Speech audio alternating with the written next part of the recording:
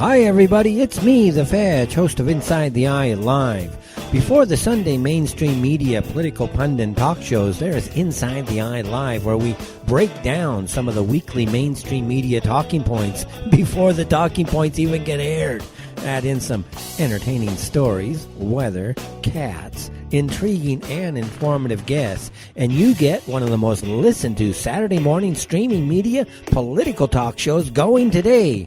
And it's all right here on our flagship station, Revolution Radio at freedomslips.com. So join me, The Fetch, for Inside the Eye Live every Saturday morning at 10 o'clock a.m. Eastern. It is truly intelligent media for the politically aware.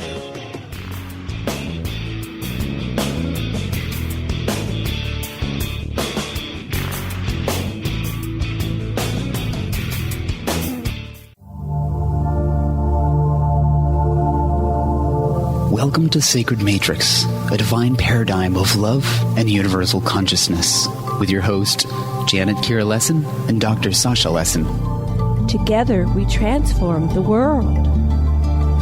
And now, here are your hosts, Janet Kira and Dr. Sasha Lessin.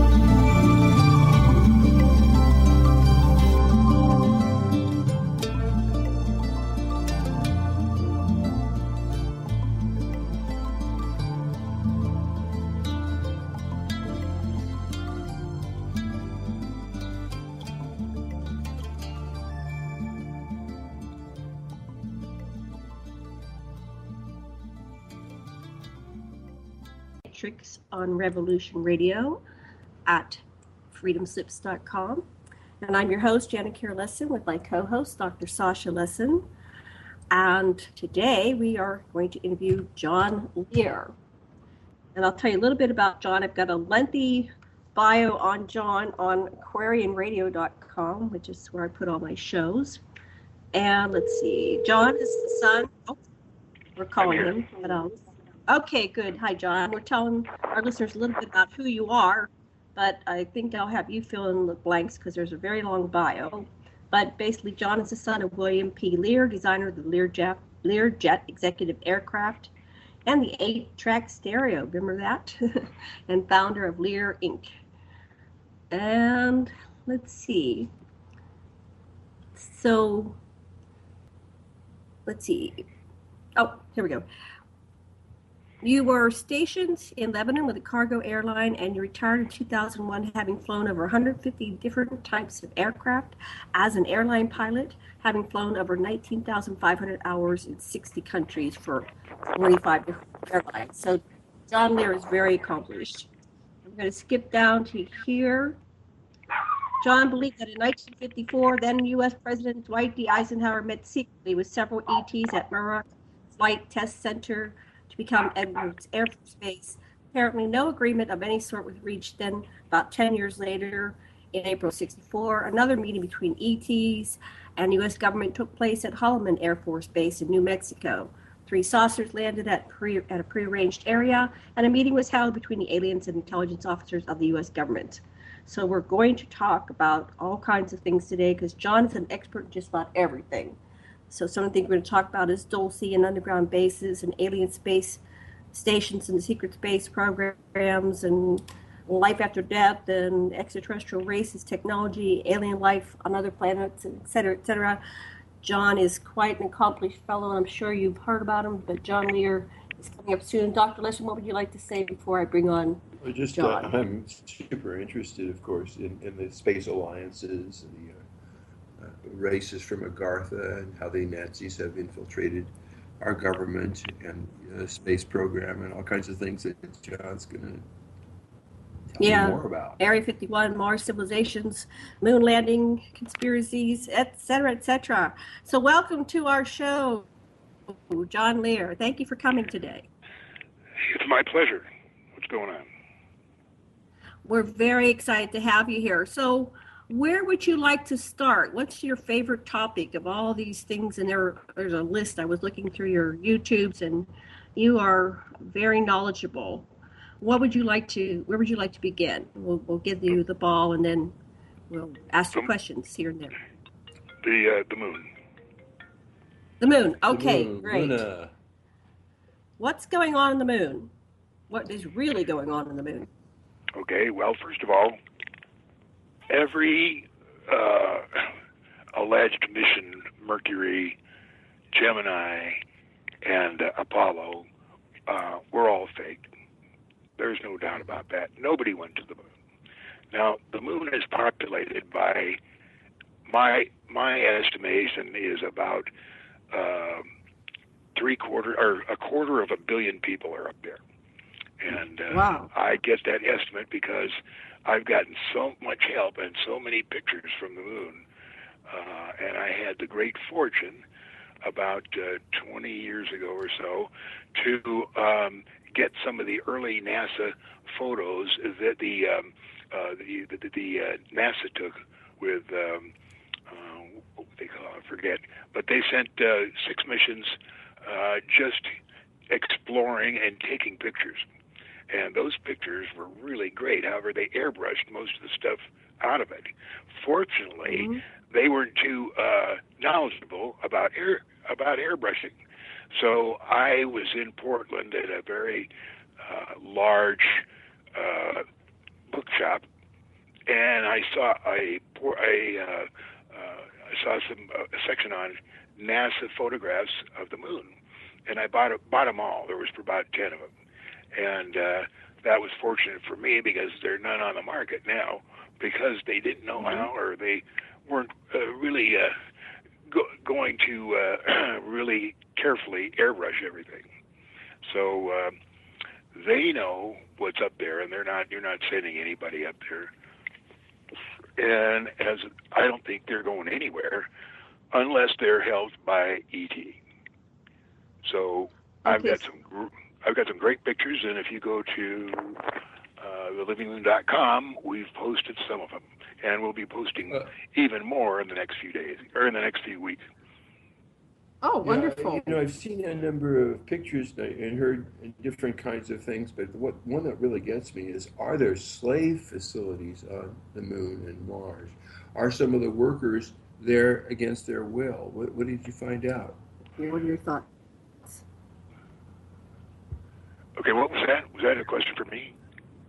Yes, yes. Okay, what was the question? Tell me about who is on the moon and what they're doing, and are they slaves? Right. Are these people free will, or are they slaves? I wish I knew now. Most of the information I've been able to get is from the people that have been up there. For instance, Howard Menger. Write that down, Howard, and then Menger, M-E-N-G-E-R.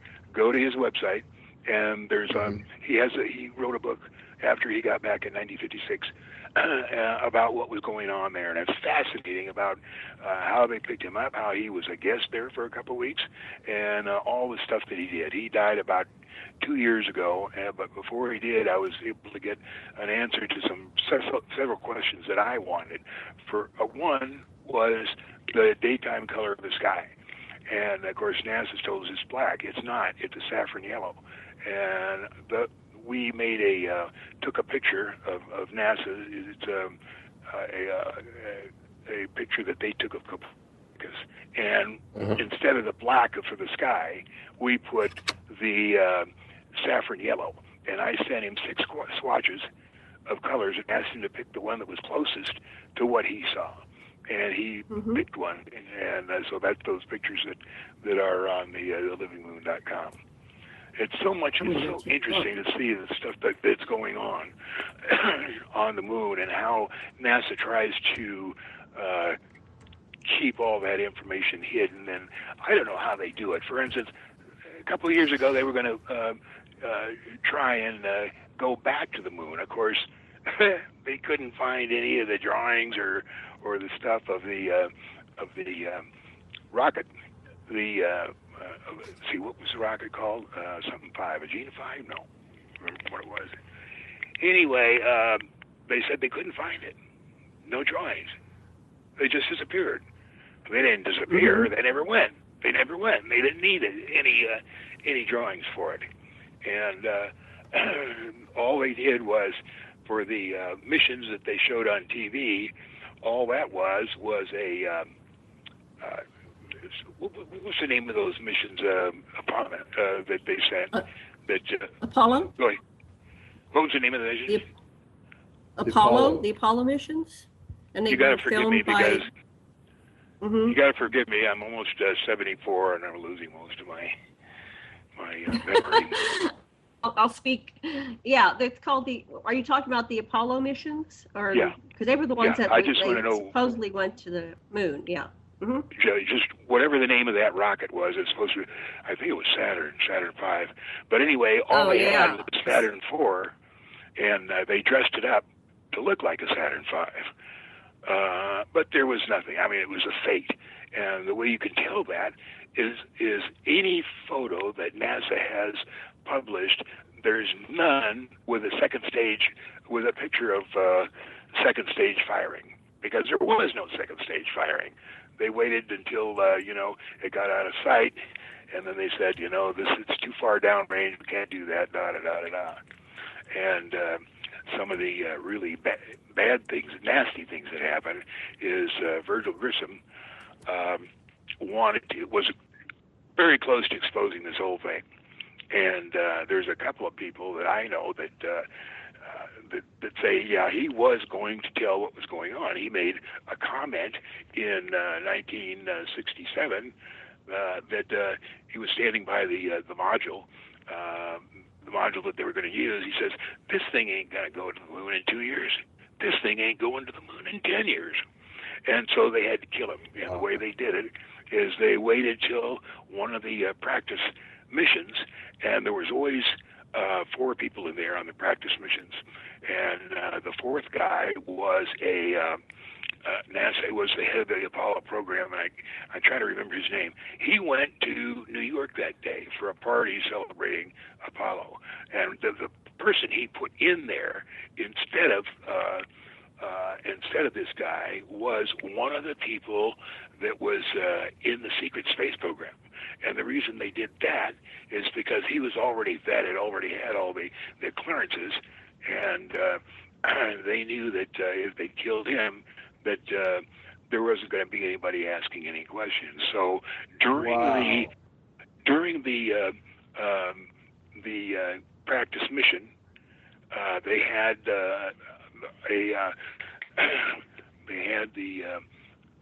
they had all the transmissions going back and forth, because between the mission that was just there, it wasn't going anywhere. And Virgil Grissom said, "How are we going to get to the moon and talk to anybody if we can't even talk between 500 yards?" That's going on. And so I think it was February 7th, 1967, is when when one of the guys said, "I smell smoke," and NASA had rigged the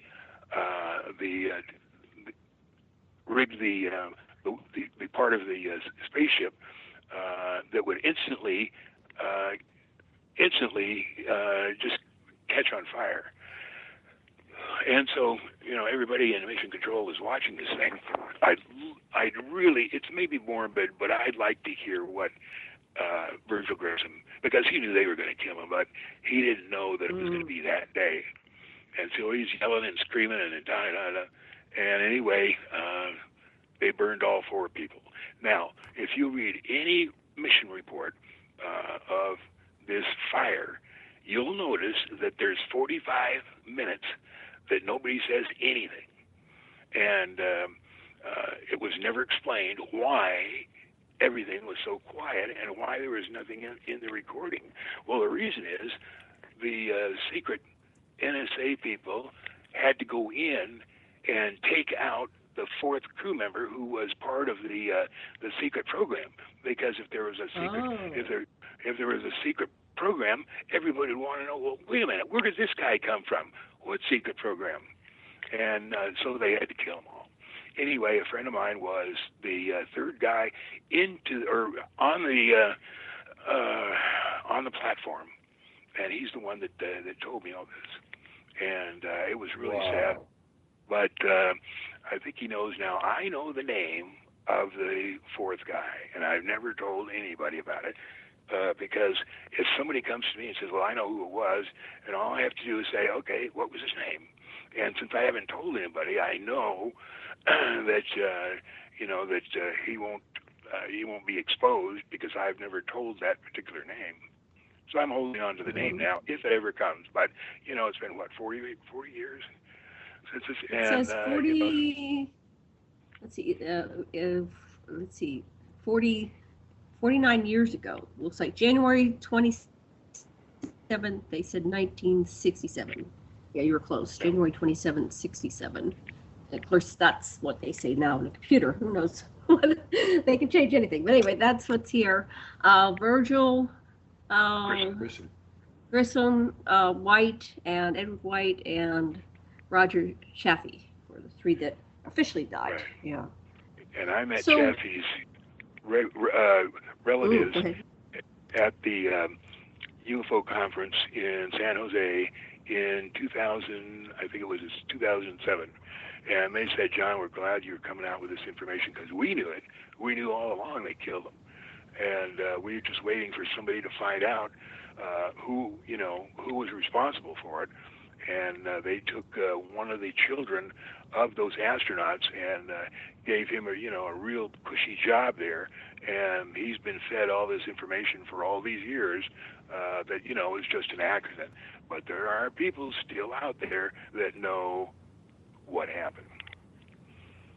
So what about Stanley Kubrick? Oh, wait, they were all showing, not only do they know what happened, is they all saw that the threat of blabbering will kill you. Everyone got the message. They got to see it. Wow. Yeah, Kubrick was hired. Kubrick was hired to film the fake missions on the moon, and he did a good job, but it was still fake. And he did it. I think it was in England. There's a couple of videotapes out there that to show exactly what he did. And after he did that, he made the fake missions. I mean, it's so obvious when somebody shows you the pictures and how NASA screwed it up. But there is a lot of pictures out there of what happened and how they did it. Kubrick, after this was all over, he went to his house, wherever that was, and he hid out until he died because he knew that NASA was going to come and dispatch him. Yes. Mm-hmm. Wait. Go ahead. Well, how do people get to and from the moon? How do they get there? How are they transported? What kind of craft do they have? How do they go to and from? Yeah, are these human people? Are they aliens? Are they humanoids? What kind of people are on the moon? A quarter billion people. We're all a quarter of a billion people. Yeah, we're all aliens. Our particular set, humans that live on Earth, we're just a long list of people that were put on Earth to see how they're doing. They made all of us, and that's the big secret of the UFOs. They don't want people to know that it's just a scam. I mean, we're just we're not anything but just regular people, essentially robots that go around and do all this stuff. But the people that really run this are the let's see, there's the Reptilians, and above them are the serpents, and they're the ones that control everything. Now, an interesting story about that is how much power they had. There was a planet between Jupiter and Mars. It was called Man, M-A-N, and it used to orbit between Jupiter and Mars, and it was fantastic. It was twice the size of Earth, and it had 112 billion people living on it, and they had fantastic living stuff. They had as much gold and silver as they could ever want. It was essentially, a utopian society. And that particular society went on for about 1 million or 2 million years. And finally, the serpents, who are the very top of what's going on, the reptilians get orders from them, and what they want to do is get rid of man. So what they did is they selected a time, and when they destroyed it, it took exactly 2 seconds to destroy the planet that was twice the size of Earth. 112 billion people were instantly exterminated, and all those people, all the souls went to the center of the galaxy, and it was really something. It was really quite a deal there when they were ordered to kill so many people. But so, what's the source of this information? Where is this written, or how do you read come by any of this this information? stuff? You can read any of this stuff that is written by Lou Baldin. That's Baldin. He wrote 5 books on this subject. Really knowledgeable. I met this guy on Above Top Secret, and of course this was too far out for anybody there. They did a bunch of morons in Above Top Secret, so you're not going to be able to get any information from them. But I eventually contacted Lou, bought all his books, read them all, invited him to Las Vegas. He came here and we filmed him. They're making a documentary on me, and if it ever comes out, it's going to have a lot of this information. And so that was where I get a lot of the information that is backed up with a lot of historical information. Well, what's Lou's source? Is he Lou was born in 1947 How does he know?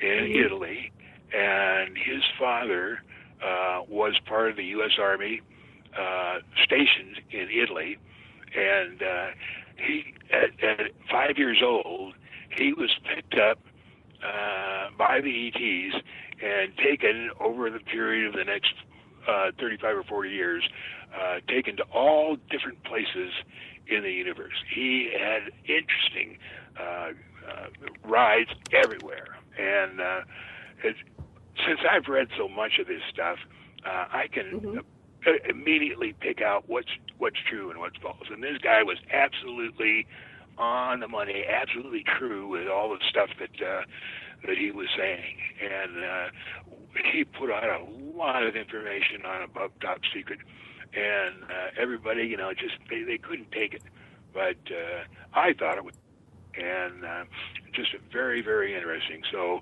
if anybody wants to get any of those books, either Lulu or Amazon or any of those, look for the author, Lou Baldin, Baldin. And if I can find, I'm at my desk now, and I'm reading one of the books that I've read for about the 5th time, and it's really interesting how the hierarchy works with the ETs. And it's just... So he's still with us. He's still alive. Well, the question is, still there. What's working on the moon? I've seen pictures from Ken Johnson of domes, series of domes on the moon. I've seen pictures from Bob Dean that show a strip mine. What are they doing on the moon? Oh yeah, that strip mine. That's my picture that I got from NASA. And it's really interesting that when I started getting all of this information, I started picking out a number of pictures that I wanted to get from NASA. And there was this book out, and I forget what it was called. It was published in Canada. It was soft cover. And I was, at the time, working for American Transair, and down at the Hacienda waiting for one of my flights to be called. And I'm looking at one of these pictures, which happened to be the picture of the north face, on the inside of the north face of Copernicus. And I saw a lot of interesting stuff. One was a bucket wheel excavator, and also, pardon? Yeah, that's the picture I saw. Yeah, I think they're on the moon, the picture of the living moon. There's a picture there of the bucket wheel excavator. And I started looking those, and I said I wanted to get that particular picture. So I sent to NASA, and of course you don't get the picture from NASA, you get it from the contractors. And in a couple of weeks it came from the mail, and what happened is, all those pictures come from contractors. They don't come from NASA themselves. They come from contractors. Somehow somebody, either accidentally or on purpose, managed to send me a 15 by 20 negative of that picture. And it was so interesting, all the stuff that was on there, that I started, copying it and showing it around. And one of my friends then was Bob Lazar, and the picture that I first got wasn't that clear. We're waiting for somebody to come out that had a lot more, a better negative that we could, not negative, but positive that we could look at. As I left Bob's house one day, he says, John, you're crazy, but if any of this stuff turns out to be true, I'm going to kill myself. And I said, okay, Bob, well, I'll tell you what. Let me write that down. And so I said, I, Bob Lazar, promise to kill myself if any of John Lear's stuff is true. So in about a couple of years after that is when the technology in Las Vegas reached the point where we could get a 15 by 20 positive that showed absolutely everything. And I took it into Bob and showed it to him, and he said, well, that's true. And I started to leave, and I said, now, wait a minute. You promised to kill yourself, Bob, if any of this stuff was true. And he said, is there any way I can get out of this? And I said, yeah, just take this little piece of paper and say, I, Bob Lazar, in return for not having to kill myself, do freely admit that there is an object on the moon that looks like a building. And so I got him to sign that, and I've held that ever since. And also, that's on thelivingmoon.com too. I think both of those pieces of paper are on the livingmoon.com. What are they mining? Yeah, what's the deal up there? I don't know. Some of the Don't pictures, know what they're mining. There's what? You don't know what they're mining. Okay, so these pictures, I want to back up again. How do we have them? They didn't send a lunar. They just sent, how did they get the picture of these things on the moon again? I want to back up to that. I got confused. If we didn't send they had a mission, missions. well, how were they doing? So did they send a satellite, or how did they get pictures? Okay, I didn't hear you. Tell me what the question is. She wants to know how they got the pictures, the missions that preceded the manned missions, and so-called manned missions. Where did the pictures come from? She wants to. Yeah, how did they get these pictures if we didn't send any missions there? Those came from the Lunar Orbiter series, and there was 5 of those missions. They were sent just robotic cameras that they'd sent between 1965 and 1967, and it took maybe, I think, 1,000 pictures for each place that they were exploring. Now, what they were doing is they knew that they weren't going to the moon, but they wanted to show people that they were making an effort, and those missions were they told the public, we're just seeing where it's going to be possible to land the Apollo missions, Apollo 11, when it gets there. We want to see very good, clear pictures of where the Apollo missions are going to land, and that's where those pictures came from. Now, has any humans from Earth, this is 50 years later, have we gone there since then, since the Apollo missions? Are we going there now? Thousands of people have been to the moon.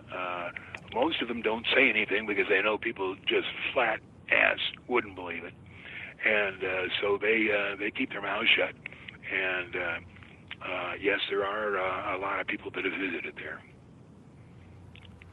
So are we in some kind of relationship with the people who live on the moon, with the 250 million people? Yeah, there's 2 sets of people that we know of. One are the humans that live there, and they trade with all the people from the other planets. Now, NASA tells us that there's 9 planets orbiting the sun. It's actually 40, and each one of those 40 planets has a few, or actually 7 to 10 moons. And all of those planets and the moons, they do, all kinds of growing and exploring and not exploring, but taking care of all the stuff that's going on. They do trading. It's really an interesting deal. There's so much stuff going on there. Now, So it's more like Star Trek? Is it Star Trek, very peaceful, or is it Star Wars, a lot of fighting? What do we have out there for real? On the moon? In space, in space, in the solar system. The solar She system. wants to know if it's peaceful or whether there's warfare within our solar system, including the moon. Yeah, it is not peaceful. They're the ones that actually are running in this. They're the ones that destroyed the Murrah building in Oklahoma City, and that was a weapon that used molecular disassociation. There's a great book out by Woods. Her last name is Woods, and it's called What Happened to the Towers, because there was nothing left. And what they were trying to do is figure out what kind of a weapon there was, and she explains that it was molecular disassociation. This weapon, when it's fired from space, destroys the molecular makeup of everything that they aim it at. Now, building 1 and 2 and 7 were all destroyed by this weapon, and the reason there was no steel or concrete or anything like that left is because it was all disintegrated. All that black cloud that came down in Manhattan, the middle of the street, was all of that was just the disassociation of steel and concrete into about 80 microns, and that was all that dust there. Now, what happened is that when they had a heck of a time explaining where all the steel was, but nobody asked that many questions. We were blaming, some real fantastic other things, and so when they got ready to rebuild the center, the World Trade Center 1 and 2 and 7. The first building that they were going to rebuild was the Deutsche Bank. And what happened is, as they started to lay the concrete and get the building in place, it started to immediately disintegrate. And that's where our information came that it was a weapon that disintegrated both concrete and steel, because there was nothing left, absolutely nothing. And so that's what remained. Now, what happened, they didn't realize that when they pulled the trigger on that thing, that the action didn't stop. It kept on disintegrating. So when they put up the Deutsche building, it immediately started to disintegrate. So what they did is they had to, in order to not let people see what was going on, they made reflecting pools where the weapon had fired, and those weapons in the center, building 1 and 2 and 7, there's reflecting pools there that are there strictly to absorb or try and mitigate all the action and reaction that's going on from the weapon they fired. So is this the Serpents, Dracos, who and their cohorts? Who has fired the shots? You said there's reptilians in there. There's reptilians and there's serpents. No, they just gave us the information. They just gave us the information. They're not one. It was the people who fired the shots are the people that are running the Earth. Now, when you say who's running the Earth? They're in place there, running everything, running the big show there. And no, it wasn't the reptilians, it wasn't the serpents.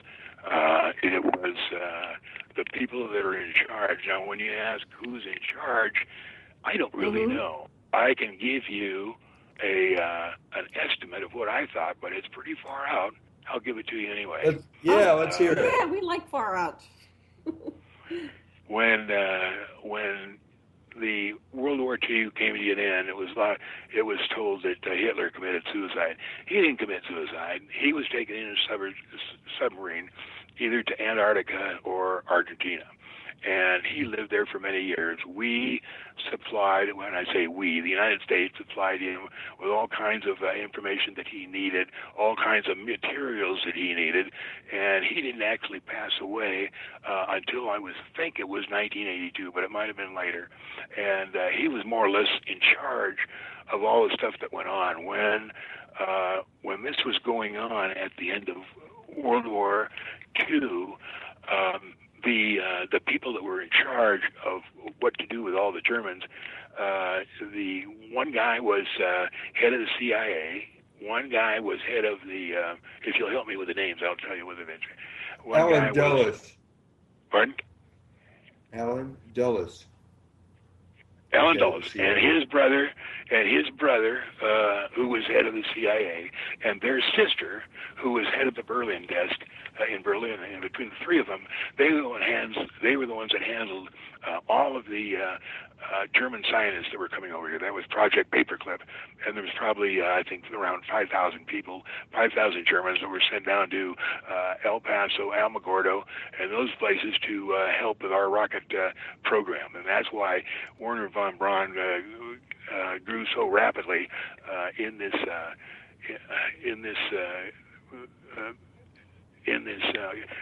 thing that was going on. They immediately took over. NACA, NACA, which became NASA, NASA, and all of that, all the hierarchy, were part of the German that came over after the war was done. Now, I think those are the guys that are in charge, but that doesn't mean they were. That's just an estimate of who I think is in charge. Hello?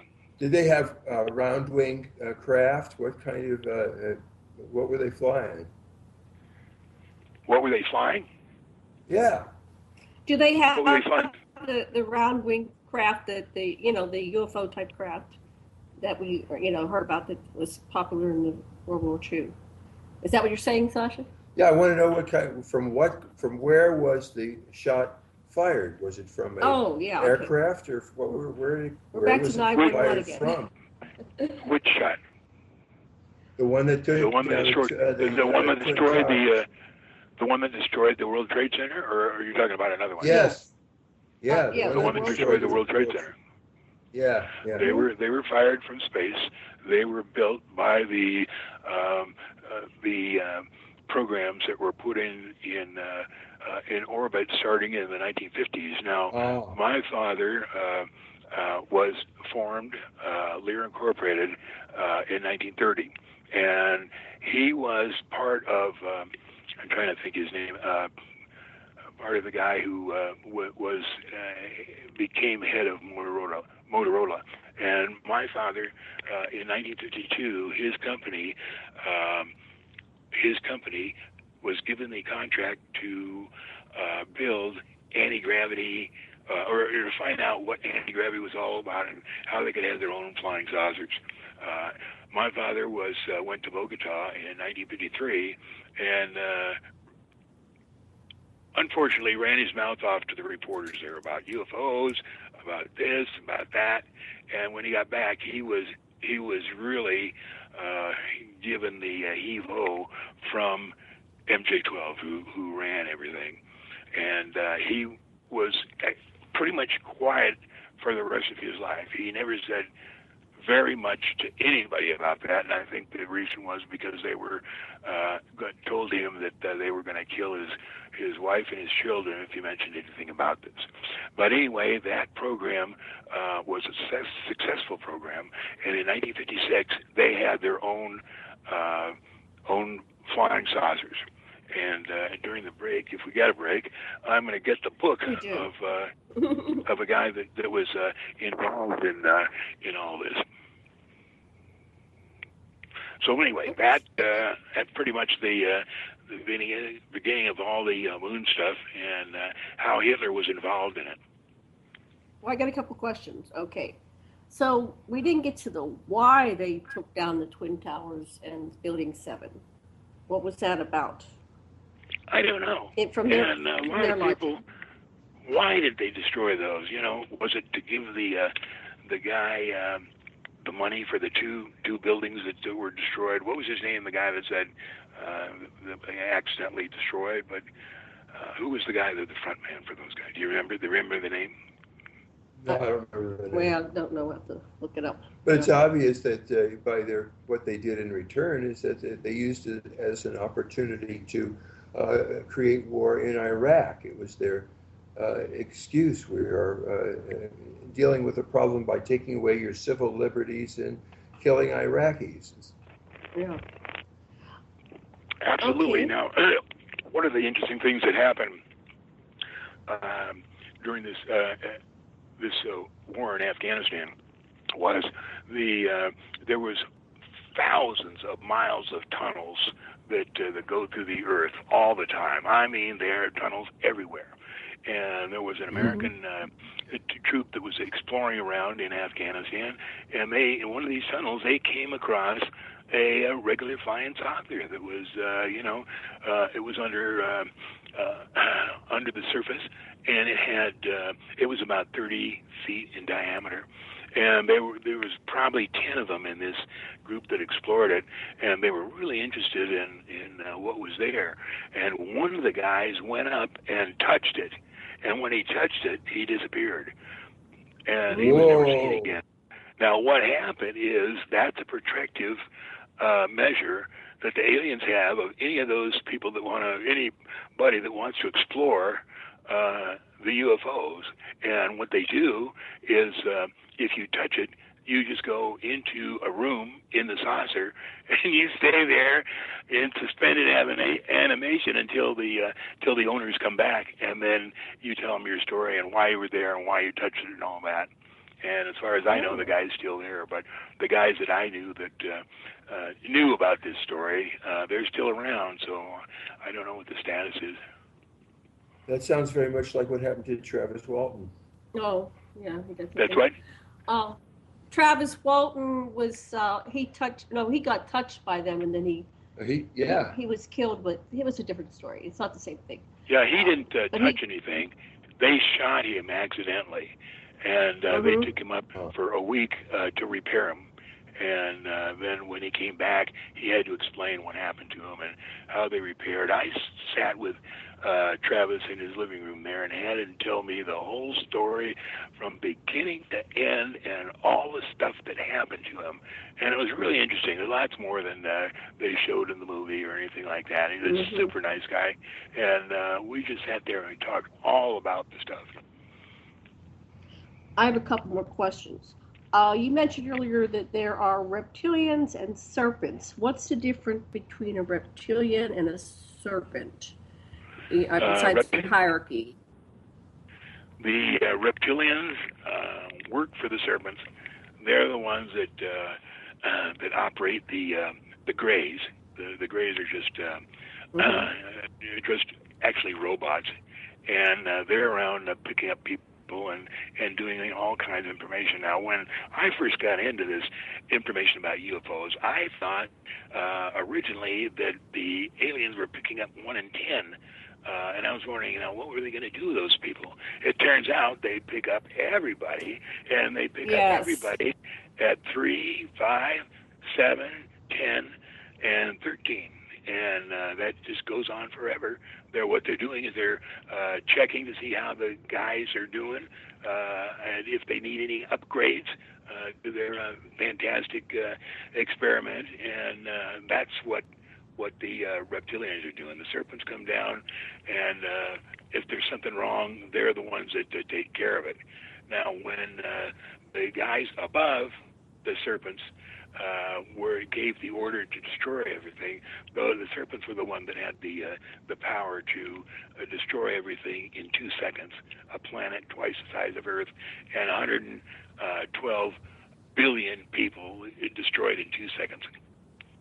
Do they have wings and tail, or are they more like a dragon? Or are there really Some of dragons? them do. Some of them do. Mm-hmm. Now, Lou Baldwin was in the Army stationed in Okinawa, and they used to send him over to Vietnam with his particular group of people when monsters were found. And what they were monsters that had wings. They were about 7 or 8 feet tall, and the wings, it didn't appear to be flying with these wings, but they did have them. And so whenever one was spotted, they'd send these guys over, which included Lou, and they'd search around where they were last seen and see if they could come up with any information on them. So they were just walking. They were. What did flying, they find? They weren't flying. Pardon? Did they catch one? What did their research reveal? I'm sorry, I couldn't understand. Did they capture any of them? Were they alive? Were they all dead? No, they were alive, and they harassed them. The people who came, to explore them, they obviously weren't going to be caught. But Lou says one came up behind him, and he could feel his hot breath or something on the back of his neck when they were around. And there's all kinds of interesting stories about these. Now, that particular monster, the same kind of the monsters that show up in Virginia, the flying, what do they call them? Mothman. The same as Mothman. Yeah. Now, when you hear about Sasquatch and all those kind, those are real, but they're Martians. And when you see all the hairy stuff and can't figure out what they're doing, those are costumes that they're wearing. And they go around looking for food and doing all kinds of other stuff. But those are just costumes that they're wearing. So they're not really hairy. What do they look like naturally then? They're not like you said, Sasquatch. They're tall and hairy. So what are they? They're hairless. They're naturally hairless. I don't know. What do they look like? We don't know what they look like. Okay. I don't know what they really look like. Okay. But the costumes they unzip. We know that Zana in Russia, who was a Sasquatch, had babies with Russian men, and they were just they looked like ugly Russians. Yeah. Yeah, there was a story of Zana. Yeah, ugly Russian. What about the Anunnaki? What do you think? Who are the Anunnaki? What are the Anunnaki? What's their role? The only thing I got from Lou about the Anunnaki is they're getting a lot more credit for stuff that they didn't do, and they don't have very much to do with anything. Okay. So the main characters are the reptilians. Reptilian serpents. And the serpents and their little servants, the greys. So there are no alive greys. They're just kind of robots. There's no living greys. Did they use them? Exactly. Did they model them Exactly. after living? They're all just robots. Okay. That's exactly what's going on. They're robots, and essentially robots, but much more advanced than anything we know about. What about like the mantis and Pleiadians and Andromedans and other types of species?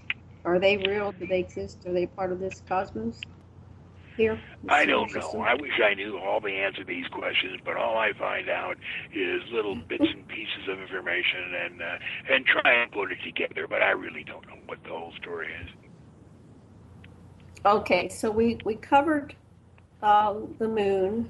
We did a little bit of the space stuff, programs. What's going on with Mars?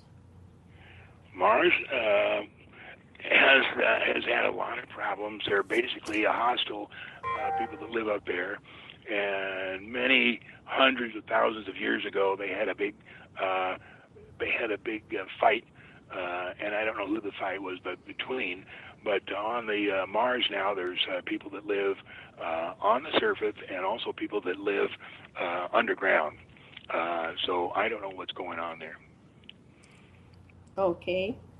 Well, I just, if you probably heard the reports of Randy Kramer and Corey Good and stuff, basically sounds like a special U.S. soldiers and Marines are on Mars. Have you read that stuff?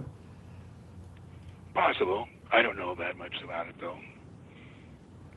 Yeah, because there's a whole bunch of people coming out saying that they've been in the secret space program.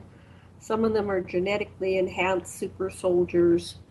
Do you have any information on any of those things that are going on? No, when information comes out like that, I just take it with a grain of salt, and I figure out that's just what the people that are in charge of the humans that are in charge of the cover-up, they came up with different stories. Now, the stuff that's going on in Area 51, they're just trying to cover up what they know. And some really stupid stuff has been coming out there. Now, the J-Rod, remember the stories about the J-Rod? They tried to make the J-Rod, 5.5 feet tall, and said he was a visitor. And at one point, they said they are coming to Earth because they are on the backside of a evolutionary curve, and their evolutionary curve is taking them downhill as far as evolution is concerned. So they came to Earth to see if we could help them. That's total bullshit. The guys, come in flying saucers that can go faster than 20 times faster than the speed of light, and they're coming to Earth to find out what's going on and if we could help them. I mean, they actually thought they were going to sell that to the public. And the last thing I heard about the J-Rod is that they did something and we helped them, and then when he left, they took him to the pyramid in Egypt, and he had this little vehicle, and he got in it and went whizzing down beside the pyramid and disappeared as if he was going back to wherever he came from. And what that did was supposed to tell the public that they're gone, we helped them, they won't be back here anymore. And the stuff that they have...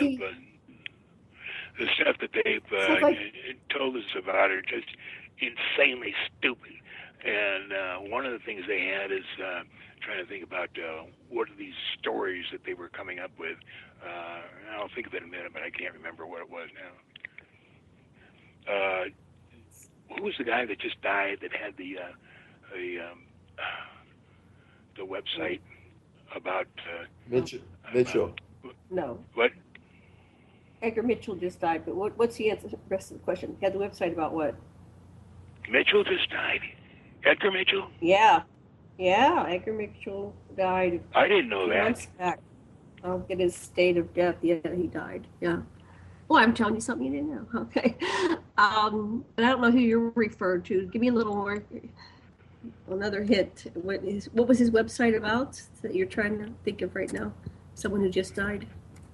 Yeah, I'm trying to remember who the guy was. He came here to get to find out as much as he could, and this is like 20 years ago.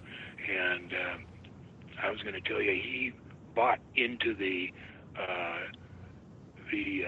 J-Rod hook, line, and sinker. And there's pictures of him going into the climate-controlled place that they had at S4, and where they kept him captured. You look at that stuff, and it's just so much BS about us keeping somebody who came from millions of stars away, and we're capturing and keeping him at S4. I mean, who's going to believe that? Everybody. What about the? I heard the J-Rod story at one of the UFO Congress conventions, and there was a fellow, and I can't think of his name, but he said he ended it with that the being went to a star Stargate type portal, like on your website there. So I don't know, the different variations on the theme. Edgar Mitchell died February 4th of this year at the age of 85. And what do you think of the story of the Edens and planet Serpo, Journey to Serpo, with Serpo? Yeah. The first time I heard the Serpo story was many years ago, 30, 40 years ago, and it wasn't a bunch of people, it was 3 people that went, and one died there on Zeta Reticuli, and 2 came back, and then one was supposedly couldn't accept all of that and died, and then there was one guy that continued to live. That's all I know about Serpo, and then all of a sudden there's a bunch of them that went there and played basketball with the the Greys. And they lived there many years. Oh, Dan Burrish, is that who you were talking about? Dan Burrish? How about Dan Burrish, that's the guy, yeah, Dan. And he was so knowledgeable. We're on a break. We'll be back. How long do we get? About 5 minutes? 4 or 5 minutes. Okay.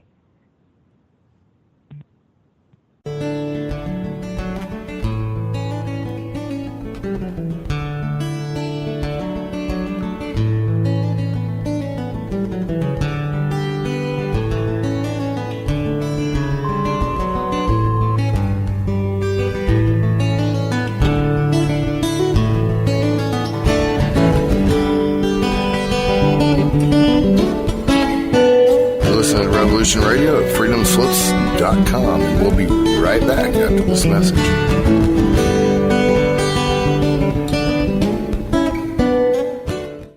Tune in Tuesdays at 12 noon Eastern on Studio A to hear Tammy Adams share her knowledge of an unknown realm on Talking with Your Angels. Join Tammy as she uncovers hidden secrets about the spiritual world of angels, ghosts, and other entities that have been with us longer than we know. Tammy is a psychic, a teacher, spiritual coach, a leader in her field, and will be sharing her information and stories with you. So join us on Tuesdays at noon on Studio A. With Tammy's guidance, you'll find out who has been watching over you from the other side, and soon you will be talking with your angels. The opinions expressed on this radio station, its programs, and its website by the hosts, guests, and call-in listeners or chatters are solely the opinions of the original source who expressed them. They do not necessarily represent the opinions of Revolution Radio and freedomslips.com, its staff, or affiliates. You're listening to Revolution Radio, freedomslips.com, 100% listener-supported radio, and now we return you to your host.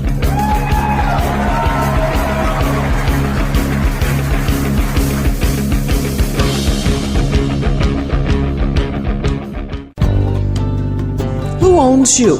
If you're not in control, then someone else is. Join me, Ivy West, for Voices on the Wind, Saturday from 4 to 6 p.m. Eastern in Studio A. I discuss government, health, metaphysics, suppressed science, universal mysteries, little-known incredible facts, alternative energies, and even more than you can imagine. Won't you join us on Revolution Radio Saturdays from 4 to 6 p.m. Eastern for Voices on the Wind with me, Ivy West. There are lives in the balance, people under fire, children at the cannons. Because if your head's in the sand, your tail is a target.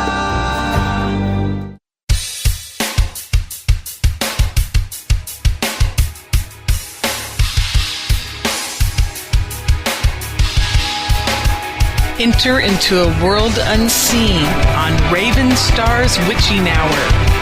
You will encounter eclectic topics from the realm of spirit brought into our matrix of truth.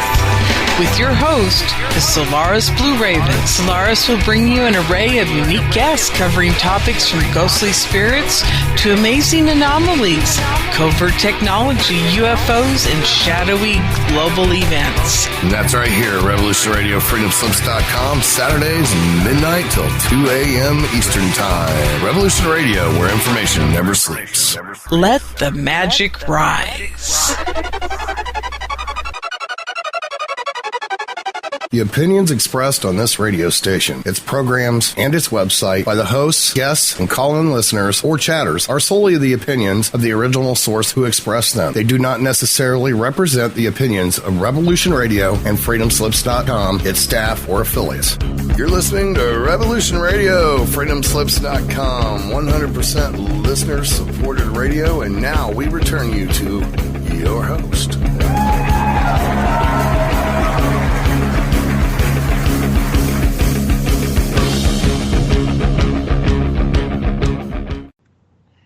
Aloha and welcome back to the Sacred Matrix on Revolution Radio at freedomslips.com, and I'm your host Janet Kira Lessin with my co-host Dr. Sasha Lessin, and we have a special guest, John Lear. But before we get back to our show, I'd like to remind everybody to please go over to that donation button on freedomslips.com and make your donation. 5, 10, 15, 20, whatever you can donate is greatly appreciated. We do thank you for your donation. Thomas, are there any specials this week? Yes, ma'am. We still got the special with the fudge. $50, get a half pound of fudge. You add an extra $10 and you get cashews in it that's been soaked in the local brandy in Kentucky. All right. Very special fudge. I'm pretty sure you'd have to be 18 to order that. I'm not sure, though. Continental U.S. only. Continental U.S. only. All right, Dr. Lessin, anything you want to say before we bring back John? No, I just, John, you got such an insider view. I want to hear more of what you got to say. Right. And we have opened up the mic for the second hour. Please feel free to call us. Thomas, would you tell our listeners what number they need to call to get into the show? Studio B number is 310-421-4053, or a Mad Painter on Skype, or if that number fails, you can try 229-299-5320. Okay, you want to repeat that 310 number again real quick? Because 310-421-4053. Okay, and that's Studio B. Yes, ma'am. All righty. And there is a question from Stardust Man. What do you know about the mile-high towers on the moon? I mean, you want to know right now? That's what I'm asking. Yeah, I'm giving you a question from one of our listeners. Stardust Man wants to know, what do you know about the mile-high towers on the moon? I don't know. And okay. There's so many towers that are a mile high on the moon. I'm not sure what he's talking about. However, the one that's in the dead center of the moon, and the one that Hoagland talked about and got me interested in all of this, was, and I can't remember the name of the crater we figured it was in. It's the tripod that it's on is 5 miles high, and on top of that is a cube that's 1 mile in each diameter, or in each measurement.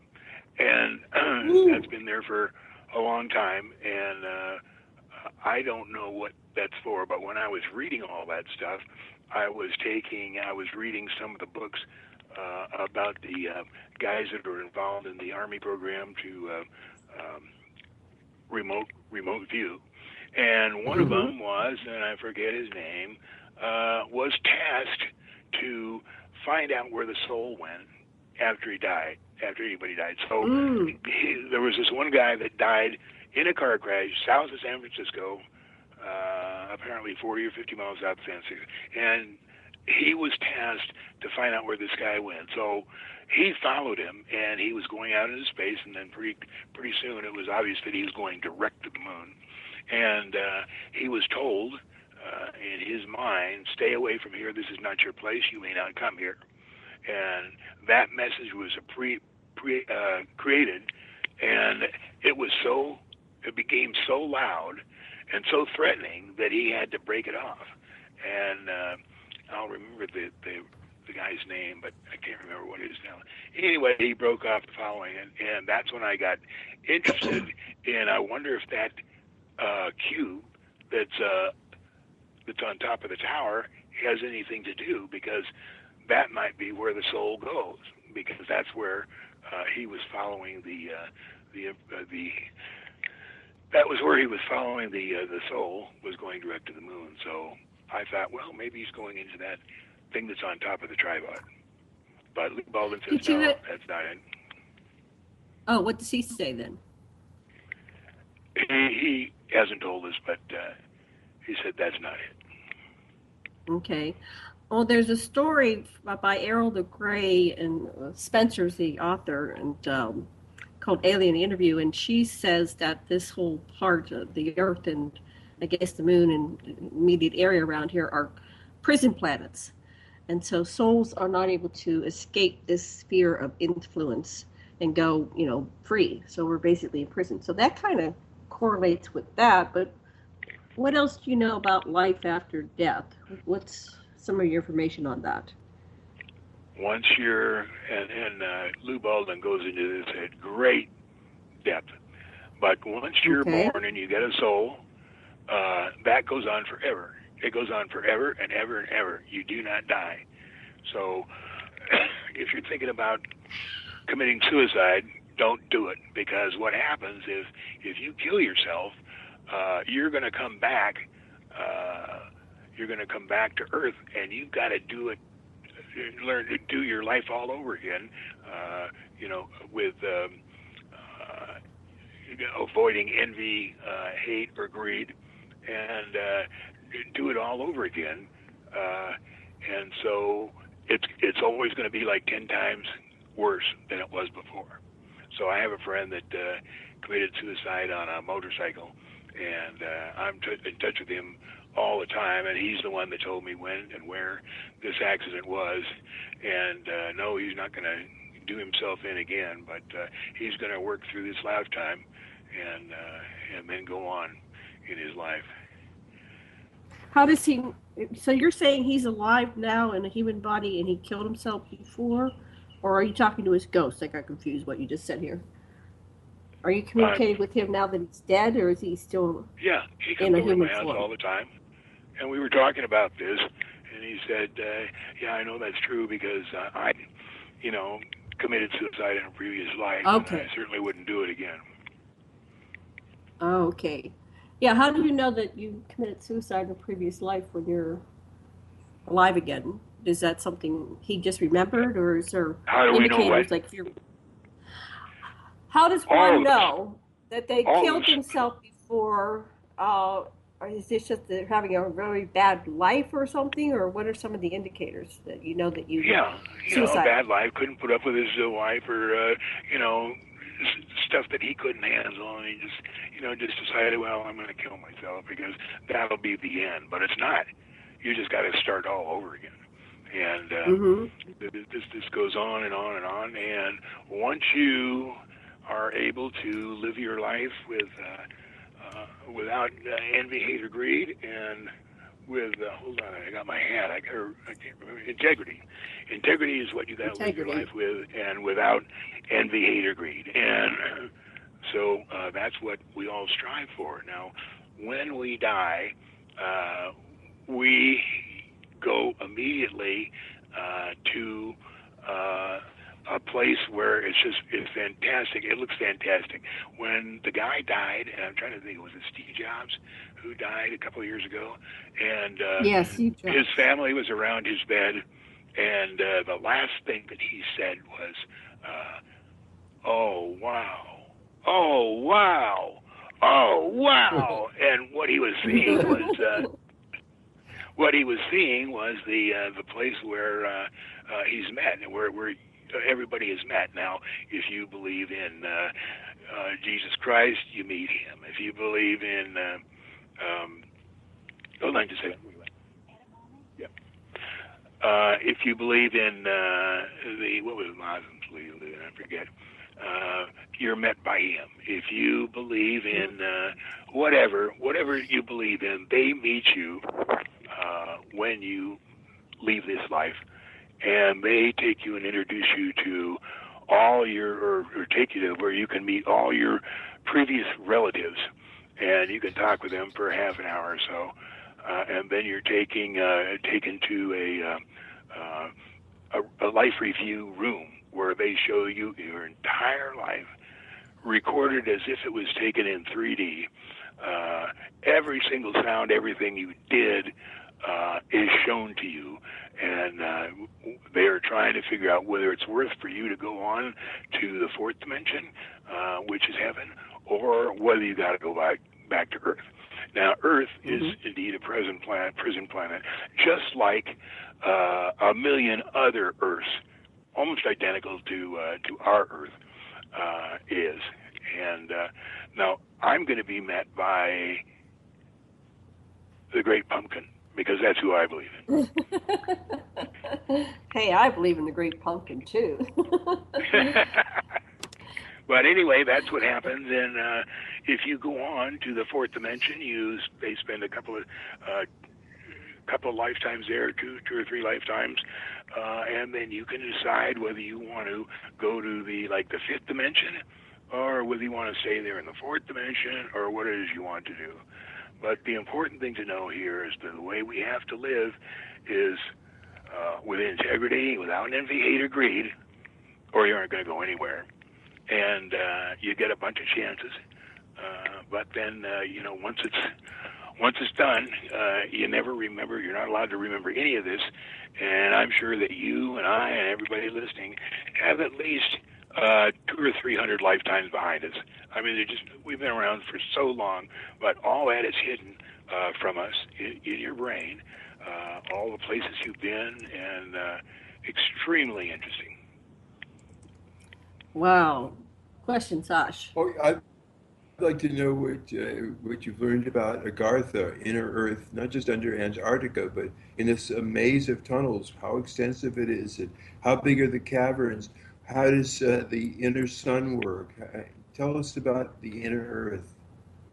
I don't know how the inner light works, but Antarctica is with a lot of the researchers at NASA and all those people. They've done a lot of stuff under Antarctica. There's a lot of interesting places to go, and I don't know what we're doing there. Probably trying to find out, what Hitler was doing there, but that goes on forever and ever and ever. And sometimes we get to help them, sometimes we don't.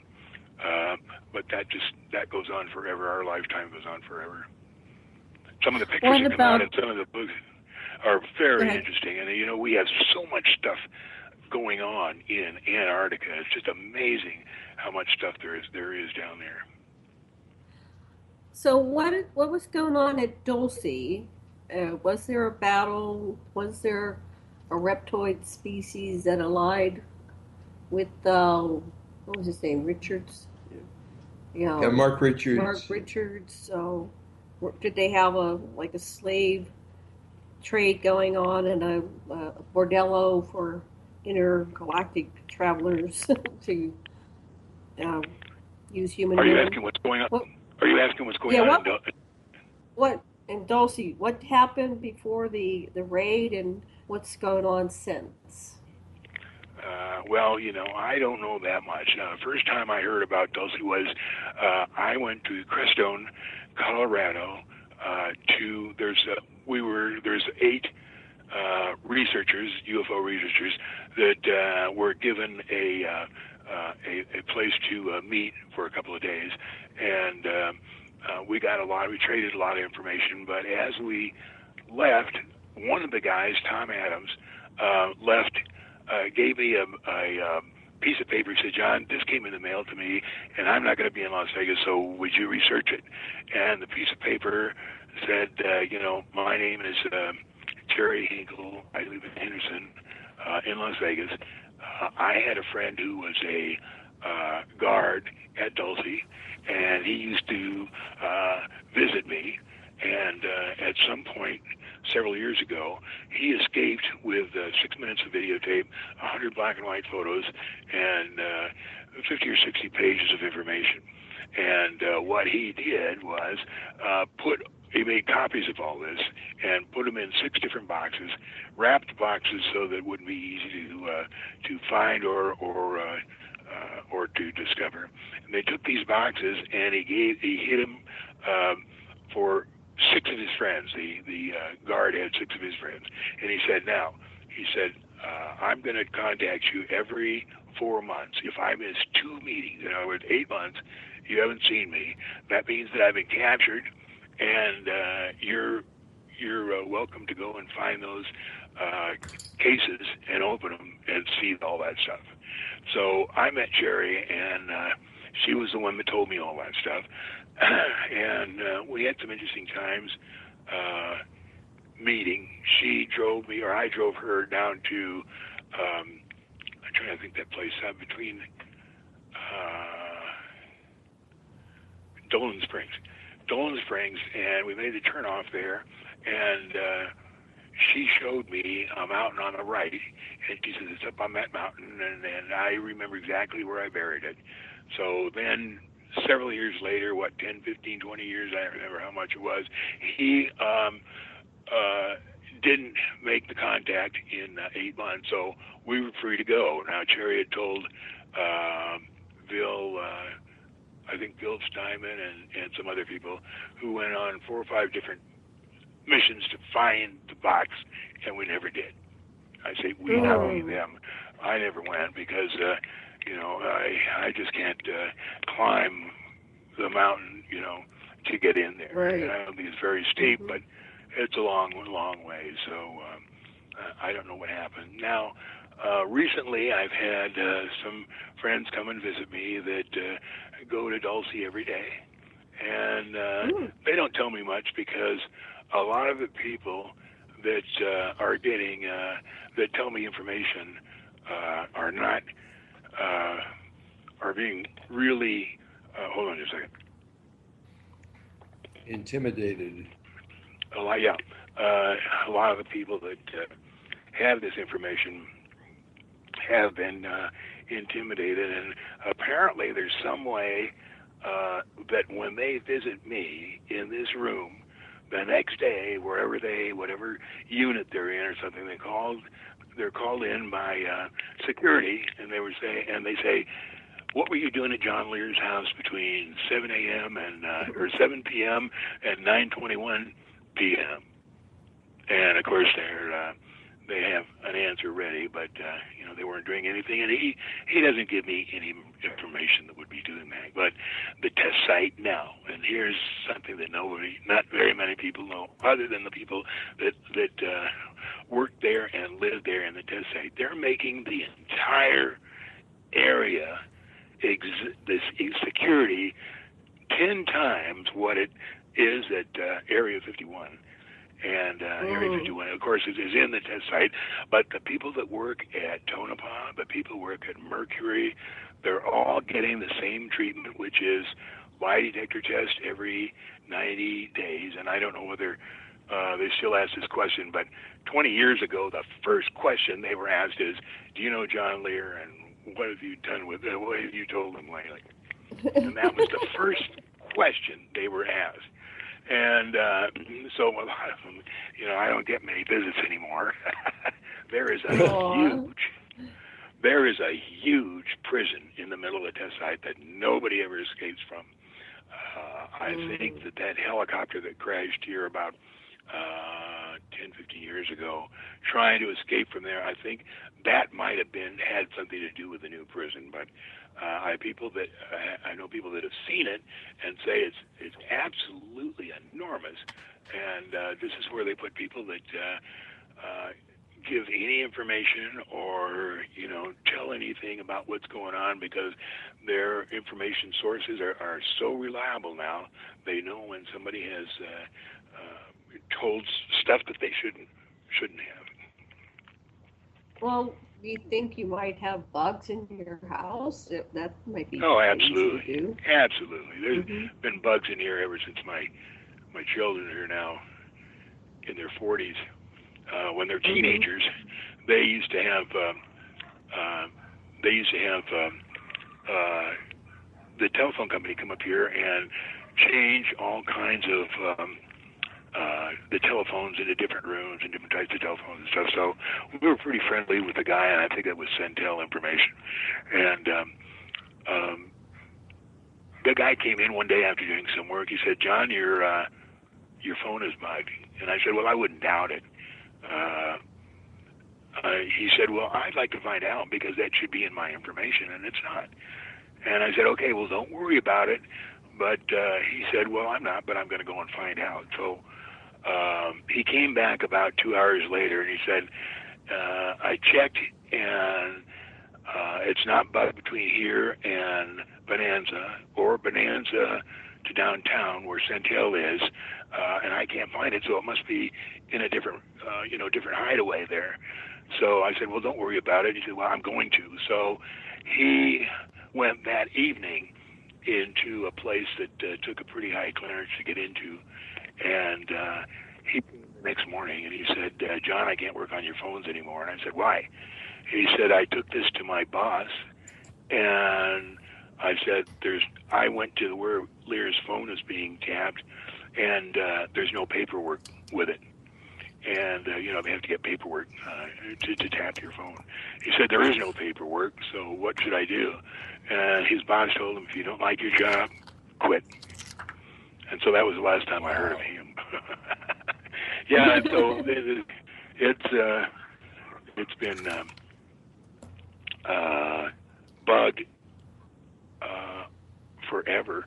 There used to not be so many people up there living up where I live, and on the next street over there was two houses that were just sat there all by themselves, and I don't know who built it or why.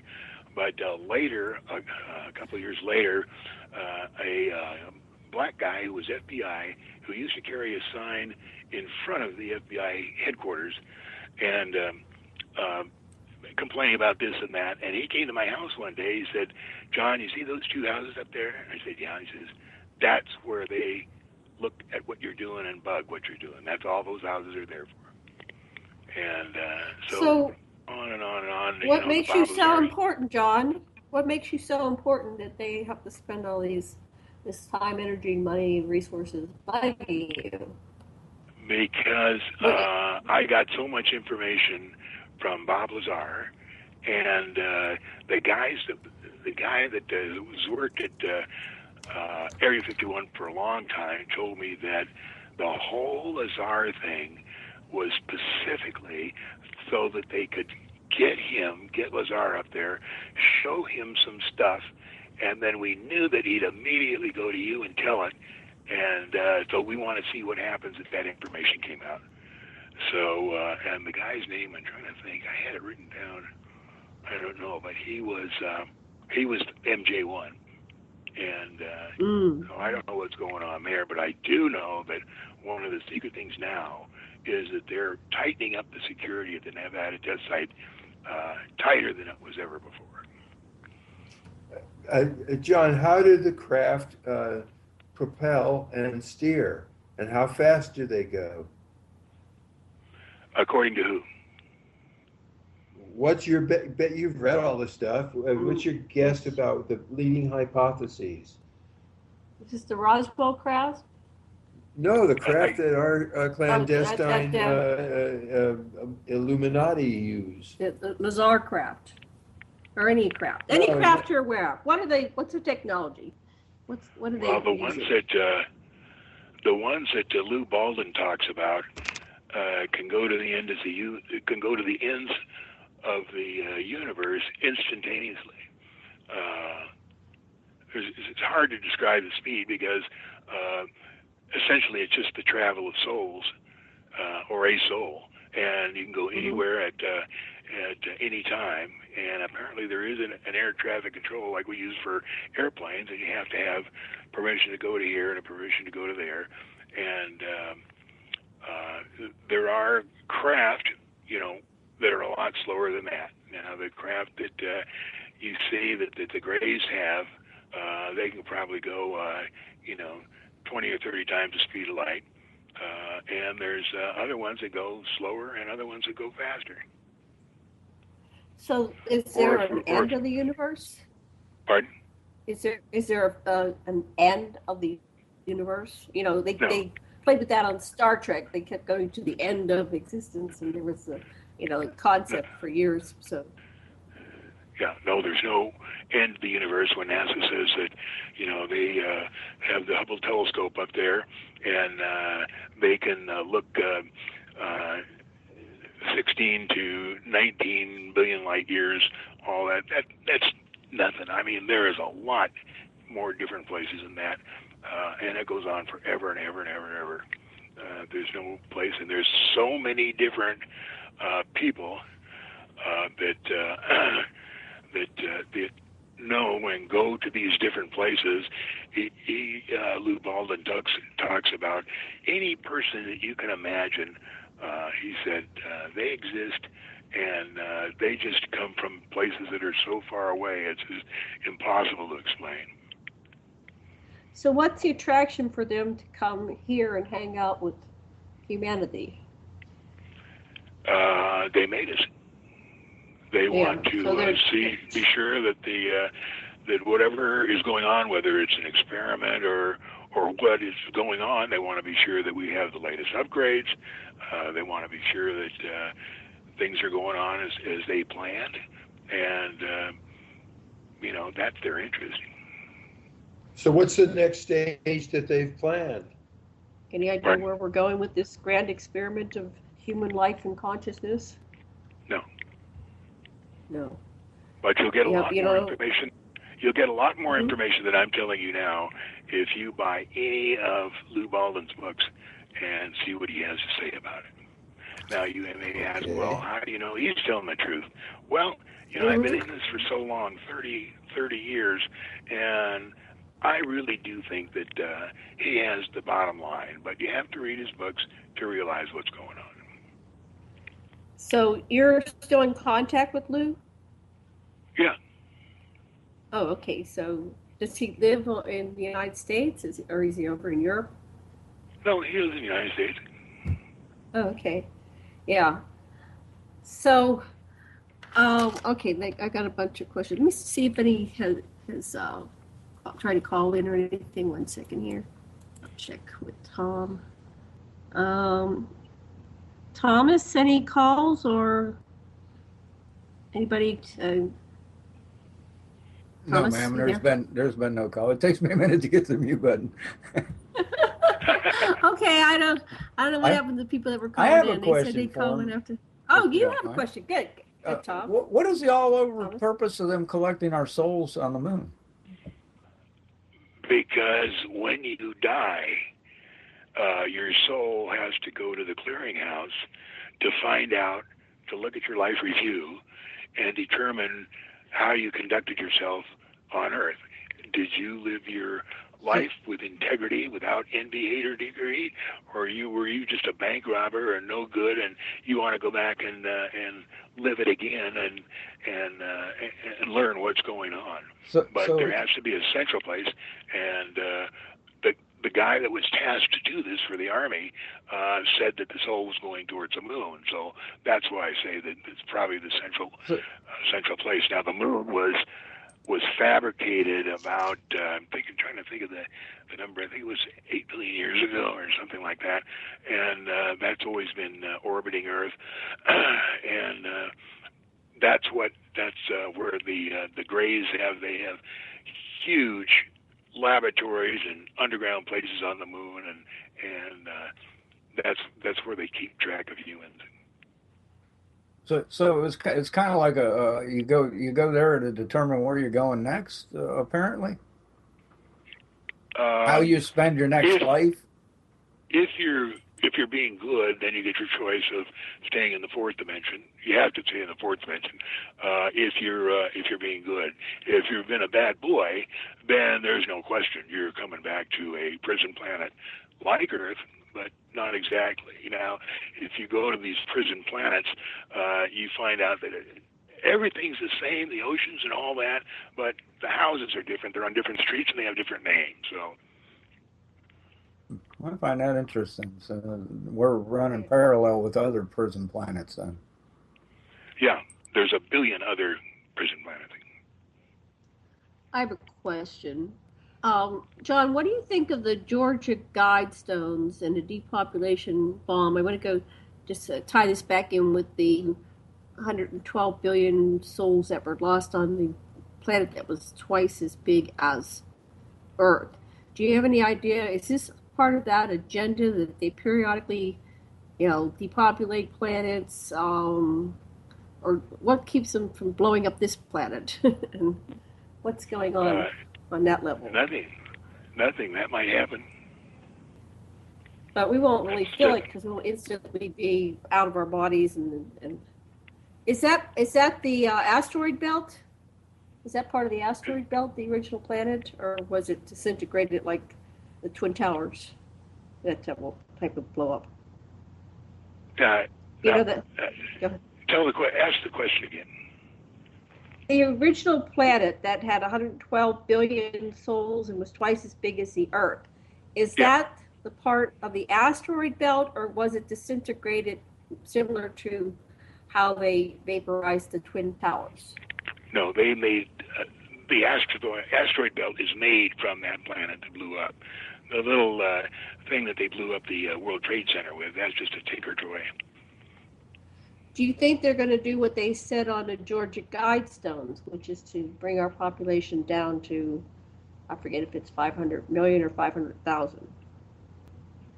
Now, what's that? What about 500,000? The Georgia Guidestones. Are you familiar with the Georgia Guidestones? Oh, yeah. Okay, now I know what you're talking about. So what does it say? Well, it says they're going to reduce the Earth's population down to, 500 million or 500,000 or something. Well, that's okay. That's enough breeding capability. Yeah, well, when Planet Man was destroyed, they killed all the 112 billion people with a very highly toxic bacteria, and it only took a second. So we don't have to worry about it. Nobody ever knows what's going on. It's a surprise if they knew about it. Right. So what is the purpose of having the human species? You said we're part of their experiment, or we're like their pets or something. You're gonna check on us. Yeah, exactly. Yeah, we're their pets, and they're checking on it, and they're so far advanced and have been around for so many hundreds of billions of trillions of years. We just couldn't even believe how old we are or how old they are. So this gentleman, Lou Baldwin, and he's written a bunch of books. What other subjects does he cover? He covers, and the one I first read was the Roswell incident, and from the time that they took the craft and they took it up to supposedly Los Alamos and started exploring pieces in that. There's a whole book about that, what they found and what they did with it, and all kinds of really interesting stuff. Then there's another book about him taken into different parts of the universe and what was it like to be in a craft that went hundreds and millions of different light years, and where they went. And then there's one about how he grew up for the first couple of years, about living in Italy and then moving back to the United States, and those are about the main ones I can remember. Okay.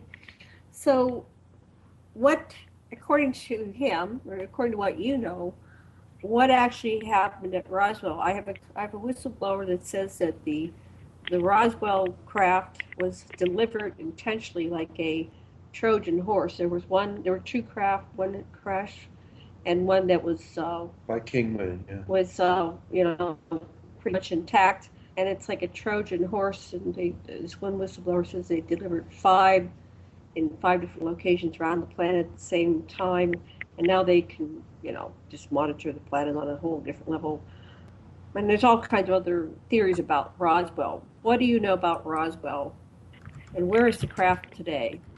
Do we still have it? There's many stories. First of all, the Roswell, we're told that was the first indication that we had that there was people from other planets here, but that's not true. I mean, we had indications that there was, people from or ETs as far back as even before the 30s, and so they're off, trying to keep a handle. Now the ETs have been around forever and ever and ever, but we just happen to notice that. Because our technology got to where we could strap it to the wing of a B-17 and fly it over here. But there was just too much that we knew when Roswell came along that it wasn't a complete surprise. They had, the security there. They knew what was going on. And they put so many things in place immediately that, they knew what was going on. So that was That was actually, the purpose of Roswell was to give us information, and to give us a little information. And we took that, and as we explored the different information, we knew more and more about what they were doing, or what their technology was. So I wanted to talk a little bit more about what is life like. You said that one of your interviews you were talking about alien space stations and life on other planets. Can you elaborate a little bit more on what's going on? What is really the structure out there? There is so much going on. We would absolutely not believe it, because there's so many cities that are out in space, not particularly on a planet, but just orbiting planets. They're pretty impossible to see, because the buildings are made out of a material that's kind of like glass. You can't see them, and but those are all around. And he talks a lot about, now Luz was allowed to remember where he's from, and he's from, the last place he lived was Uranus, and there was the people on that planet. There's buildings that are 50 miles high, and you get an apartment, maybe 25 or 30 miles up, and there's everything that you could possibly want, and as far as life stuff, you get to, there's no money. They don't need any money, because you get everything that you need that you can ask for. The food is absolutely fantastic, and on and on and on. But there's a book that's all about that. So how did we get money? How did we get stuck with this stupid system of money? If these other planets and space programs say they don't have money to get your needs met. They have what? You said that these other planets don't have money. How did humanity come by money? How did we get this whole system of money? Oh, we needed a way to purchase things that we desired. So money came out as far as the Earth was concerned. All the stuff that was found from the beginning of mankind had to have a way to get it. So the aliens don't need any of that stuff, because they make all the stuff. They don't really need it. Okay, my brother's trying to call in. Sasha or Tom, would you like to ask a question while I try to get my brother into the show? Oh, the phones haven't been coming to me. There's something messed up. There's something going on, because I know my brother just texted me, said, what transpired between Ike and the ETs? I'm sorry, say again. Tell us about Eisenhower's meeting with the extraterrestrials, please. Oh, well, Eisenhower's meeting, well, he was a story that's pretty much most accepted, because there's a lot of evidence of it. But he was at the dentist in Palm Springs when he was told that a craft had landed at Edwards Air Force Base, which was then called Edwards. Let's see, what was that called? I forget what the name of the base was, but I'll remember it in a second.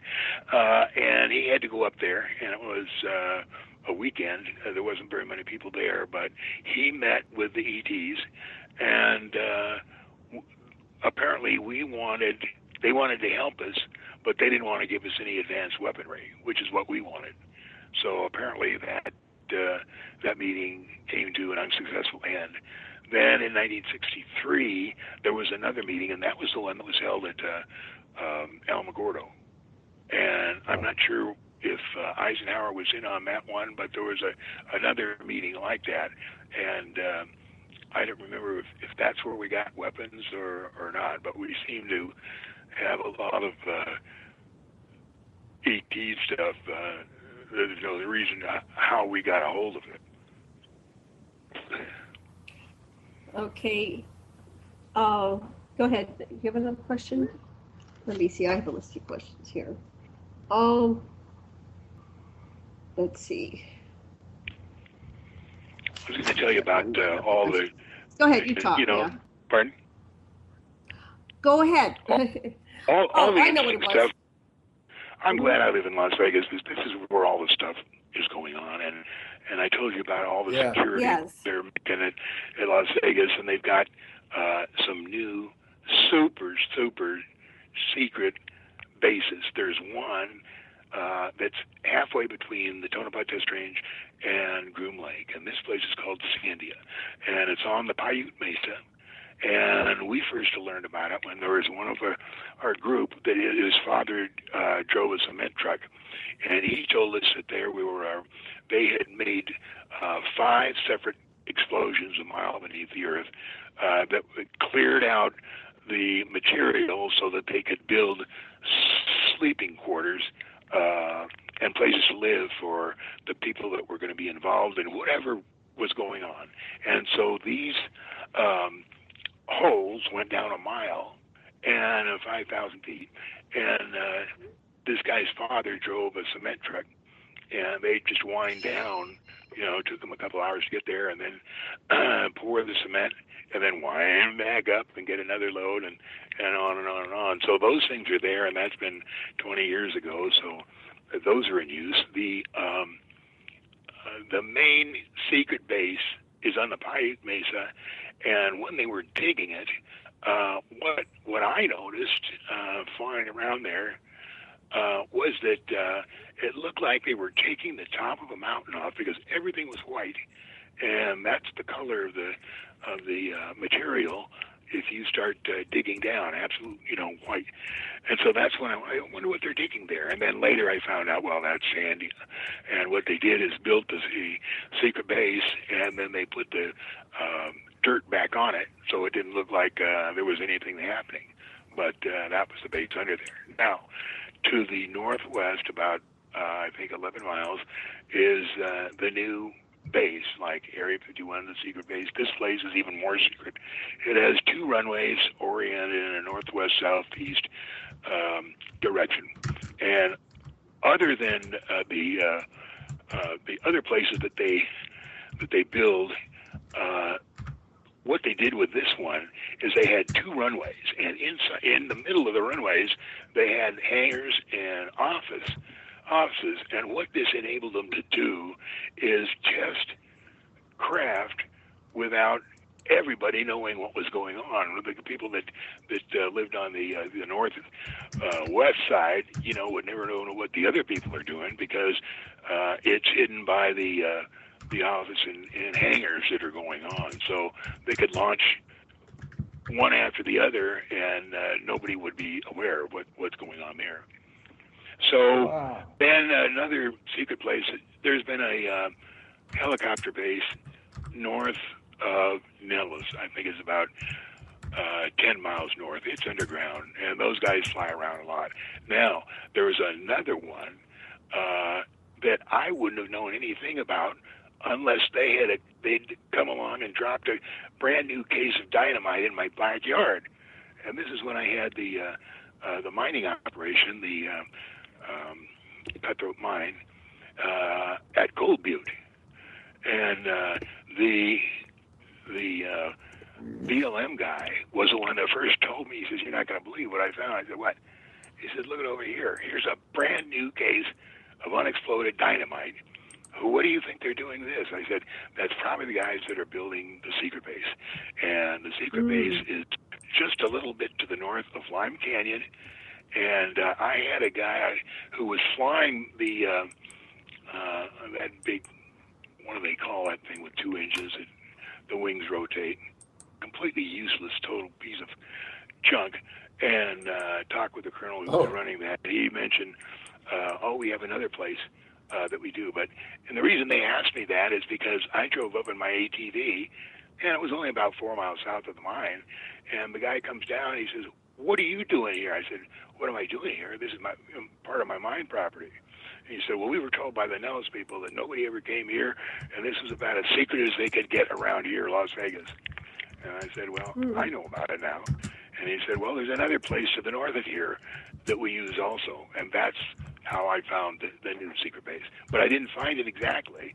I know within 5 miles where it is, but I've looked on Google. I've done everything I could possibly do.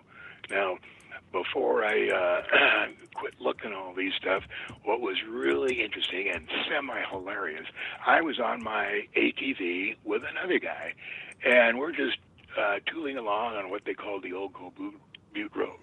And it was just near the canyon called Lime Canyon that goes down to the Overton arm, a part of the lake. And here comes an Air Force, one of those big trucks that has, a couple or 3 seats in it, seats that go all the way across. And there was 4 people in it. There was the driver, a guy sitting next to him, and then 2 guys in the middle seats. And as I slowed down for them to pass me, it was so obvious that nobody had briefed what to do if they ran into somebody, because 3 of the guys had this, "Oh my God, look, oh my God, there's people here. We're going to be exposed." And then the 4th guy was Mr. Happy, and he had a big smile on his face and waving to us. So it was obvious that they hadn't decided what they're going to do if somebody ran in there. But those are the guys that were part of the building of the secret base. Wow. Were they uniformed? I don't remember. I think they were. So just to give you a heads up, there are people that are trying to get on, and for some reason it's not letting Tom add the call, or it's not letting me do anything. I can't call out. I can't pull somebody in. So if you're listening, people that are trying to call in, there's something going on with the studio, and we're not able to take calls or make calls. So I was trying to call my brother because he had a question.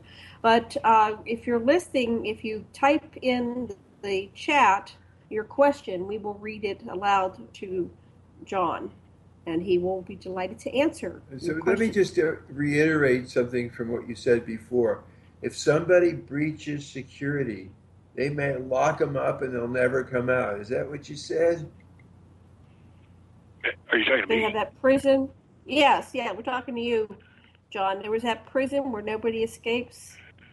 Yeah. For talking, for whistleblowing. Yeah, we're trying to.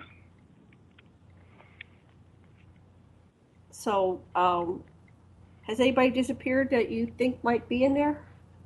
You suspect anything? Well, the people that it was like 25 years ago that all these people that knew what was going on, and they wanted to tell somebody, they'd come to my gate or my door, my front door, and say, "John here, and we want to tell you," and they'd give me the information. But then they started the lie detector stuff to ask, who was up here and what were they doing and why were they, asking questions. But none of those guys have I ever heard from. And this is 1990. This is when all the information was clamped down of people giving me information. So you're like a little a trap for the flies to come in and they catch them. Oh, they'll just go John put them in this prison that nobody can return from. Oh, that's horrible. They told me at security headquarters at Nellis Air Force Base that when you walk in there, there's 3 targets, like you see the range, and my pictures were in the center of one. Bob Lazar's picture was in the center of another one, and then I don't remember who the third one was. So tell us a little bit more about your relationship with Bob Lazar. Are you still on good terms? Yeah. How did you meet and everything? Did I meet Bob Lazar? Came to your door? Yeah, how did you meet in the first place? Did he come to your door or something? Or I gave a lecture at the Spring Valley Library in 1987, and there was a lot of people there. And in the next day, also I was doing interviews with George Knapp, who had a program called On the Record, and I went on 3 different weeks in a row. And people were just so starved for information that they thought that I would either need it or I would like to have stuff that they knew. And so they'd knock on the door or come to the gate and leave a message or stuff like that. And that happened in 1987, 88. And that's when a guy called. His name was Gene Huff. And he said, John, I'd like to see if I could get some of that stuff that you showed at the Spring Valley Library. Do you have any of those tapes or stuff that you'd like to sell? And I said, Gene, I'd love to sell it and everything, but there's been so many people banging on my door that my wife has taken everything away, all my records, all my files, cut off my phone, and told me to quit fooling around with the UFO stuff. And I said, if I ever get back into what's going on, I said, I'd be happy to give you a call. He says, okay, well, I'm a real estate appraiser, and I'll trade you an appraisal for a copy of all your stuff. And I said, okay, wait a minute. I'll do that now because I was looking for a second mortgage on my house to get some more money. And he said, I'll come over next Saturday. So when next Saturday, he showed up, and he had a guy with him. And Gene introduced and said, this is Bob Lazar. We came in, and we were in my den, and Gene and I started talking about flying saucers, and Bob Lazar couldn't be less interested. He rolled his eyes and said, look, I worked at Los Alamos. He said, and if there had been such a thing, I would have known. So during this was the summer of 88. And so during the next 4 months, we gave Bob 4 things that we knew about, or 3 things that we knew about that not even the average person or average security guy would know about. And we told him, number 1, there was a missile, and I forget what the name of it was. Then we knew that the mail stop where they kept the alien, not the alien was getting any mail, but that's where the mail stop was, and something else. And then whatever it was, Bob, when next time he talked to his friends at LaSalle, he said that was pretty good information. So over the next few months, he began to accept a little bit of this information. And in October of 88, he said, I'm going to try and get a job up at Area 51. And the next thing I knew was December 6th of 88, and he comes into my house. He was always over there in the evening. And he said, I saw a disc today. I said, what? He said, I saw a disc today. And I said, theirs or ours? He said, theirs. I said, you touched it? He said, yeah. And I said, well, then what are you doing at my house? I said, it's obviously they followed you, and, there's going to be a lot of problems here. He says, John, I've seen you take so much crap over this UFO stuff. I wanted to tell you, I was there. UFOs are there. They have them. They fly them. Da da da da da. And he said, I'm willing to risk whatever I, go through or learn to tell you that it's all real. Wow. Awesome. Yeah, I was there. Over the next paying attention back then. What? I was following the whole story back in the 80s. I was, actively involved in UFO research myself in those days, although I was just kind of fly on the wall compared to what you guys were going through. So I remember when Bob first came out. So that's the background story about how that came about. That's fascinating. So my brother finally got in, and he wants to know, what is your theory on gravity, and are you aware of the electric universe theory? And he's listening. Yes, I'm aware of the electric university. I don't think much of it. As far as gravity, the person that just found out, or 1993, was Perry Spolter, Spolter. She wrote a book published in 1993 called The Gravitational Force of the Sun. I think that's the name of the book. Anyway, she explains that Newton was wrong. He described everything was wrong. She wrote in the book, she says, the guy who really was found out what was going on was, and I can't remember his name, but she wrote a book. Read the book, and you'll find out how gravity is really occurs. And she wrote that in 1993. When I got a hold of that, that opened up a whole new thing, because, you know, we're always told that the gravitational force of the moon is 1/6 that of Earth. And so we know that can't be true for several reasons. One is the Apollo scam. Those pictures of people walking along in 1/6 gravity of Earth, they weren't going 6 inches into the air. And they had to be going like 10 or 12 feet, or, if there was any gravity at all there. And so we found out that I asked her to figure out what the gravity was at the time that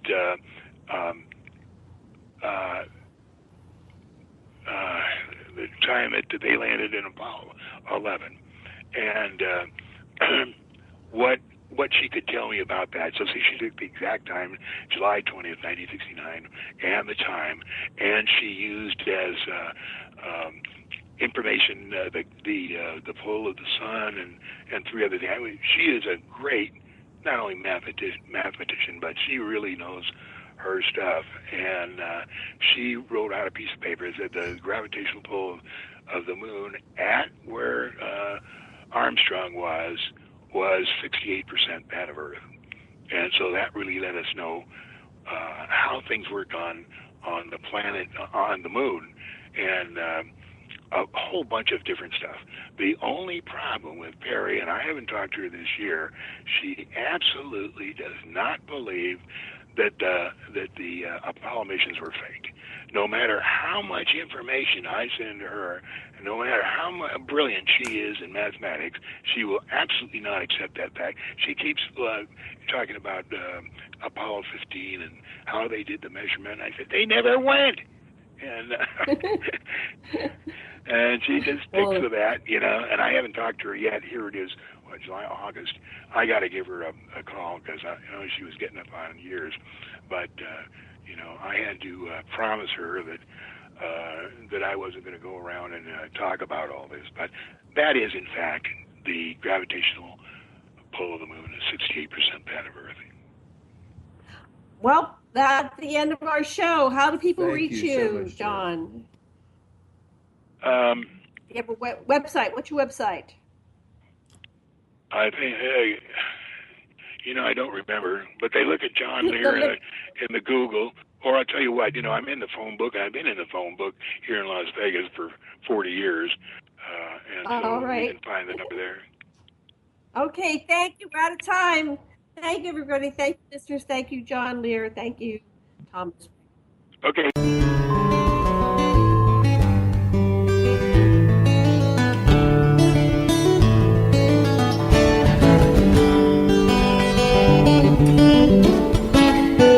Listen to Revolution Radio at freedomslips.com. We'll be right back after this message.